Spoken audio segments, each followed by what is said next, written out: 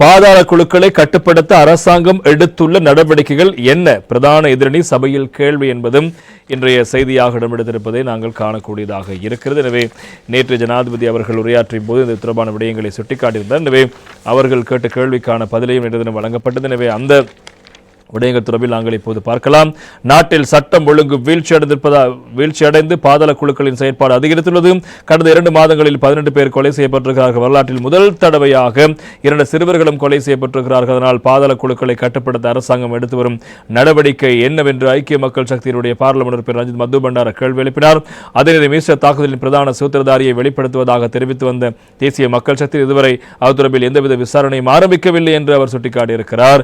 எனவே அந்த தொடர்பாக மேலும் சில விடயங்களை அவர் சுட்டிக்காட்டியிருக்கின்றார். ஈஸ்டர் தாக்குதலின் பிரதான சூத்திரதாரியை கைது செய்வதாக தேர்தல் காலத்தில் பிரசாரம் செய்து ஆட்சிக்கு வந்துள்ள அரசாங்கம் 150 நாட்கள் கடந்தும் இதுவரை தொடர்பில் எந்தவித விசாரணை மேற்கொள்ளவில்லை.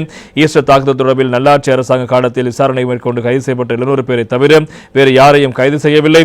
அதனால் தாக்குதலில் பாதிக்கப்பட்ட கிறிஸ்தவ மக்களுக்கு நியாயம் கிடைக்க நடவடிக்கை எடுக்க வேண்டும். எனவே ஈஸ்டர் தாக்குதல் காரணமாக முஸ்லிம் மக்கள் பலர் நெருக்கடிக்கு உள்ளாகி வந்தார்கள். அதே நேரம் ஆட்சியில் இருந்த எமக்கு அந்த ஆட்சி அதிகாரம் இல்லாமல் போனது. ஈஸ்டர் தாக்குதல் சூத்திரதாரிகளை கைது செய்ய அரசாங்கம் முறையான விசாரணைகளை மேற்கொள்ள வேண்டும். அதே போன்ற போலீஸ் ஆணைக்குழுக்கள், போலீஸ் மாதிபர் மற்றும் ஜனாதிபதிக்கு இடையில் முரண்பாடு இருந்து வருகிறது. போலீஸ் நடவடிக்கைகள் சுயாதீனமாக செயற்படவே போலீஸ் ஆணைக்குழு அமைக்கப்பட்டது.